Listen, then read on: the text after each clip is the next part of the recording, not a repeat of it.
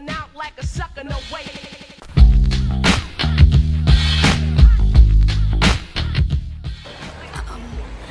A flower. A flap? Basil is a herb. Okay. No. Is it a disease? I don't know. It sounds like a disease. If you're allergic to I basil. just heard the ganglia word in it. It's a disease.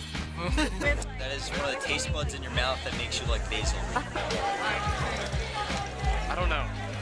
I thought you said gang, so I was thinking of gang. It's like something, I don't know, maybe? Like, is something in your brain? Welcome to the tour of the basal ganglia.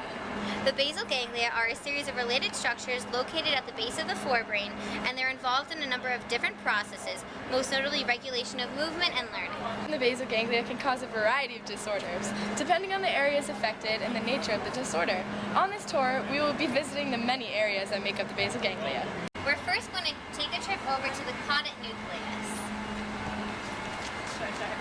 Oh, I've heard all about this part of the tour. The caudate nucleus is C-shaped and closely associated with the lateral wall and the lateral ventricle. It follows down the lateral ventricle to the temporal lobe. And yeah, did you know that it functions as a feedback processor and stores memories also? It's also how the brain learns. But when there is more than usual activity in this area, it can cause OCD. Well, that pretty much covers it all. Let's head over to the putamen. You mean putamen? I think she's new here.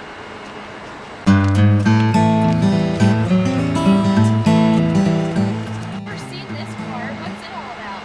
The putamen is part of the dorsal stratum along with the caudate nucleus, and it sends messages to other areas of the basal ganglia. Putamen and dopamine work together to create smooth movements. I think my parents told me about this. It keeps movement smooth as well as aid with various types of learning, right? Yes, you are. When are we getting to the globus pallidus? I've been waiting all freaking day.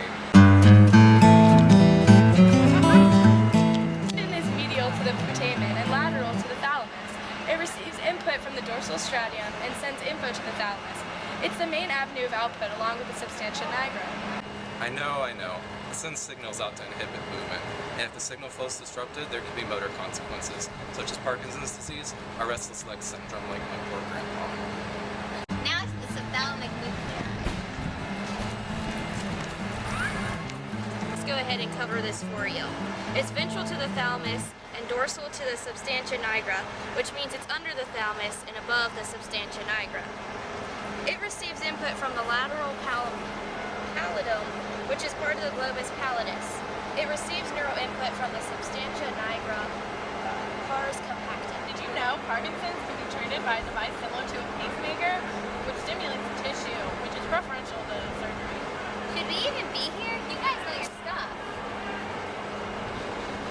We have one last stop. The substantia nigra. Do you guys know about it?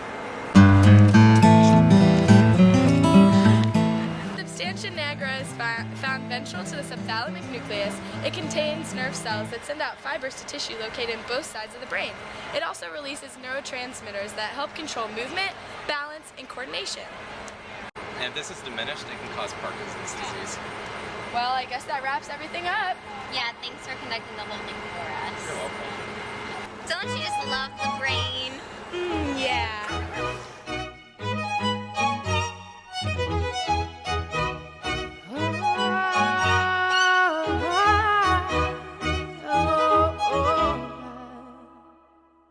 We're 1,000 miles from comfort.